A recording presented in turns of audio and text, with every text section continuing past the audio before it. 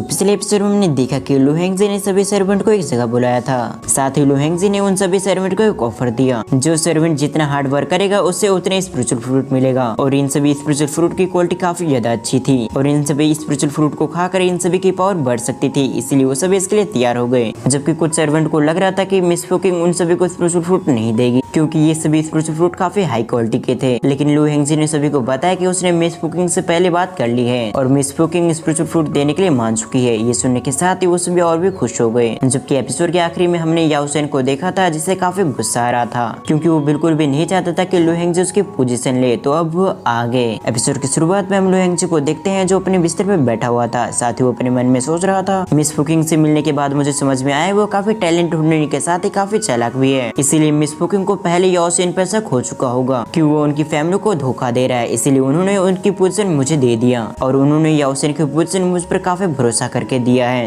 इसीलिए चाहे कुछ भी हो, लेकिन मैं मिस फुकिंग को बिल्कुल भी धोखा नहीं दूंगा। और मुझे हिसाब किताब करने पे मुझे मालूम हुआ याओ सेन काफी सारे स्पिरिचुअल फ्रूट को चोरी कर रहा था, पर अब मेरे आने की वजह से ऐसा कुछ भी नहीं होगा। साथ ही जो भी स्पिरिचुअल फ्रूट बच जाएगा उन स्पिरिचुअल फ्रूट को मैं सर्वेंट में बांट दूंगा, जिससे वो और भी हार्ड वर्क करेंगे। जब लू हेंगजी इन सभी चीजों के बारे में सोच रहा था, तभी मिस वुई और मिस कोंगफेई उस जगह पे आ गई। उन दोनों को देखते लू हेंगजी उनसे सवाल करता है, क्या आपने सभी सर्वेंट को स्पिरिचुअल फ्रूट दे दिया? जिस पर मिस यू आगे बढ़ते हुए कहती है, हमने सभी के काम के हिसाब से उन सभी को स्पिरिचुअल फ्रूट दे दिया। ये सुनने के साथ ही लू हेंगजी काफी खुश हो चुका था। साथ ही वो अपनी जगह से उठते हुए कहता है, आप दोनों सिस्टर का बहुत बहुत धन्यवाद, क्योंकि आप दोनों मेरी काफी मदद कर रही है। ये कहते हुए उसने अपने पास से एक बॉक्स को निकाल लिया, जिसके अंदर कुछ स्पिरिचुअल फ्रूट मौजूद थे। तभी लू हेंगजी उन दोनों को स्पिरिचुअल फ्रूट देते हुए कहता है, मैं आप दोनों सिस्टर पे काफी ज्यादा भरोसा करता हूँ, इसीलिए इन स्पिरिचुअल फ्रूट को मैं आपको रिवॉर्ड के तौर पर दे रहा हूँ। ये कहने के साथ ही लू हेंगजी ने उन स्पिरिचुअल फ्रूट को उन दोनों को दे दिया, जिससे मिस यू और कोंगफेई काफी खुश हो गई थी। अब हम अगले 1 महीने के बाद देखते हैं, जहाँ लू हेंगजी मिस फुकिंग के पास आते हुए उन्हें बताता है, हमें इस महीने 50% इनकम का प्रॉफिट हुआ है। ये सुनने के बाद तो मिस फुकिंग भी काफी खुश हो गई थी। साथ ही अब उन्हें पूरी तरह से विश्वास हो चुका था कि सचमुच याओ सेन उनकी फैमिली को धोखा दे रहा था, इसीलिए उन्होंने बिना समय गवाए याओ सेन की पोजीशन लू हेंगजी को दे दिया। जो बात याओ सेन को जल्दी पता चल गई, जिस वजह से उसे लू हेंगजी पे काफी गुस्सा आ रहा था, क्योंकि याओ सेन को लग रहा था कि लू हेंगजी की वजह से उसकी पोजीशन छीनी जा चुकी है। पर असल में गलती तो याओ सेन की थी, क्योंकि अगर वो उनकी फैमिली को धोखा न देता तो मिस फुकिंग उसकी पोजीशन उससे बिल्कुल भी नहीं छीनती। लेकिन याओ सेन अपनी गलती बिल्कुल भी नहीं मानता। साथ ही वो अपने मन में कहता है, लू हेंगजी और मिस फुकिंग, मैं तुमसे बदला जरूर लूंगा। ये मैटर अभी भी खत्म नहीं हुआ है, बस तुम मेरा इंतजार करना, क्योंकि मैं तुमसे अपना बदला जरूर लूंगा।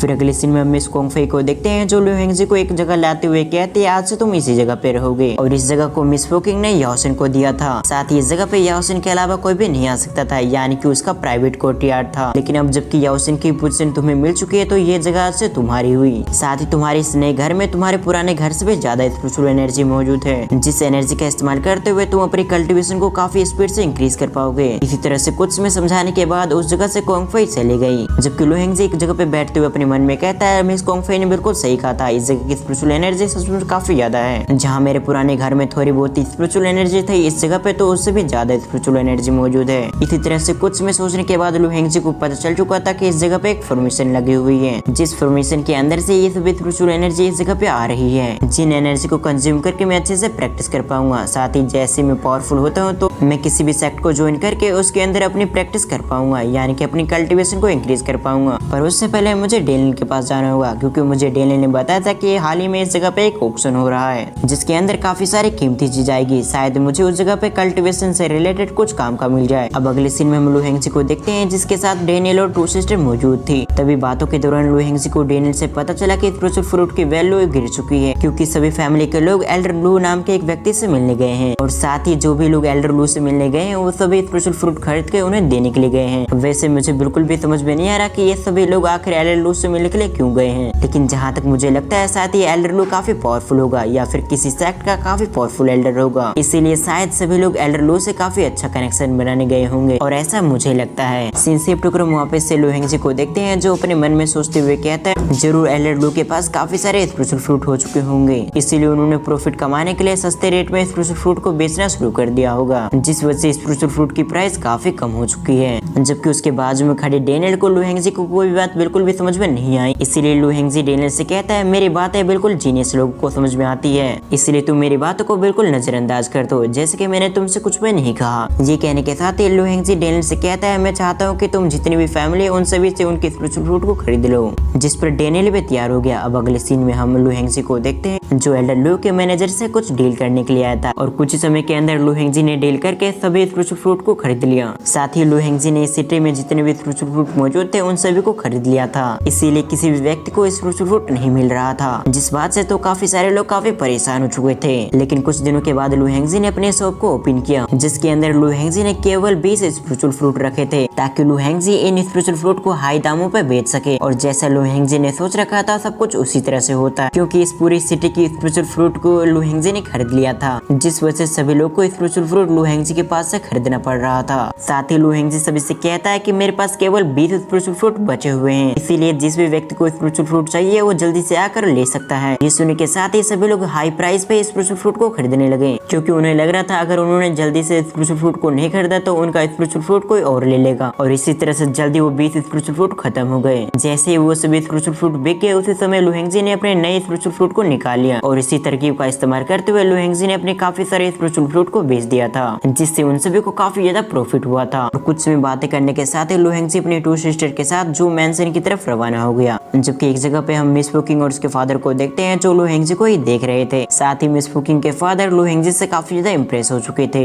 इसीलिए वो लू हेंगजी की तारीफ करने लगे। जबकि मिस फुकिंग खुश होते हुए अपने फादर से कहते हैं, इस लड़के ने कुछ समय के अंदर हमारी जू फैमिली को काफी प्रॉफिट बना कर दिया है और अगर सब कुछ इसी तरह से चलता रहा तो कुछ सालों के अंदर हमारे पास काफी सारे रिसोर्स आ जाएंगे। ये सुनने के बाद मिस फुकिंग के फादर कहते हैं, लेकिन रिसोर्स होना काफी नहीं है, क्योंकि हाल ही में मुझे मालूम हुआ है हमारे दुश्मन हमारी फैमिली को डिस्ट्रॉय करने के लिए काफी सारे प्लान बना चुके हैं, इसीलिए हमें और भी अपने आप को स्ट्रॉन्ग करना होगा। इसीलिए मैं चाहूंगा कि सबसे पहले तुम अपनी कल्टीवेशन पे ध्यान दो। दूसरी तरफ मिस फुकिंग अपनी फादर की बातों को सुनने के साथ ही एग्री करती है। अब अगले सीन में हम लू हेंगजी को देखते हैं जो मिस फुकिंग के पास आ चुका था, जहाँ आने के साथ ही लू हेंगजी ने मिस फुकिंग को बताया कि उनका प्रॉफिट कई गुना तेज हो चुका है, जो सुनकर तो मिस फुकिंग कुछ समय के लिए सरप्राइज हो गई थी, लेकिन साथ ही उसे अभी अच्छा लग रहा था कि उसने लू हेंगजी पर भरोसा करके बिल्कुल ठीक किया। तभी मिस फुकिंग लू हेंगजी से कहती है, मैंने तुम्हें 500 साल पुराना पेड़ दिया था, उसका क्या हाल है? ये सुनकर लू हेंगजी मिस फुकिंग को बताता है वो पेड़ काफी अजीब है, इसलिए मैं चाहता हूँ कि आप मेरे साथ आकर उस पेड़ को एक बार देख लें, जिस चीज के लिए मिस फुकिंग भी मान गई। फिर अगले सीन में हम लू हेंगजी को देखते हैं जो मिस फुकिंग को उस पेड़ के पास लेकर आ गया था, जिसके बाद लू हेंगजी उस पेड़ की तरफ इशारा करते हुए कहता है, इस पेड़ के साथ काफी अजीब है, क्योंकि अगर आप किसी भी पेड़ के अंदर अपनी स्पिरिचुअल एनर्जी डालते हो तो ऊपर की तरफ जाता है, लेकिन ये पेड़ सबसे अलग है, क्योंकि इसके अंदर जब भी मैं अपनी स्पिरिचुअल एनर्जी डालता हूँ तो वो सभी स्पिरिचुअल एनर्जी नीचे की तरफ गिरती है। ये सुनने के बाद तो मिस फुकिंग को विश्वास नहीं हो रहा था, इसीलिए मिस फुकिंग ने अपनी स्पिरिचुअल एनर्जी को उस पेड़ के अंदर डाला, पर जैसे लू हेंगजी ने बताया था सेम उसी तरह से वो सभी स्पिरिचुअल एनर्जी नीचे की तरफ गिर जाती है। ये देखने के बाद मिस फुकिंग लू हेंगजी को बताती है कि ये कोई स्पिरिचुअल फ्रूट का पेड़ नहीं है, बल्कि और एक किसी चीज का पेड़ है। दूसरी तरफ ये सुनने के बाद तो लू हेंगजी परेशान हो गया, क्योंकि वो बिना स्पिरिचुअल फ्रूट के अपनी पावर को इंक्रीज नहीं कर सकता था, जो चीजें मिस फुकिंग को भी समझ में आ गई। इसलिए वो लू हेंगजी से कहते, तुम बिल्कुल भी फिक्र मत करो, क्योंकि तुम्हारी वजह से हमें काफी प्रॉफिट हुआ है, इसलिए मैं तुम्हारे लिए एक नया पेड़ मंगवा दूंगी। इसी तरह से कुछ में बात करने के बाद मिस फुकिंग लू हेंगजी को अपने साथ दूसरी जगह पर लेके आ चुकी थी, जहाँ आने के बाद मिस फुकिंग लू हेंगजी को बताती है, तुमने पहले स्पेल को मास्टर कर लिया है, इसलिए अब मैं तुम्हें प्रैक्टिस करने के लिए दूसरी स्पेल दूंगी।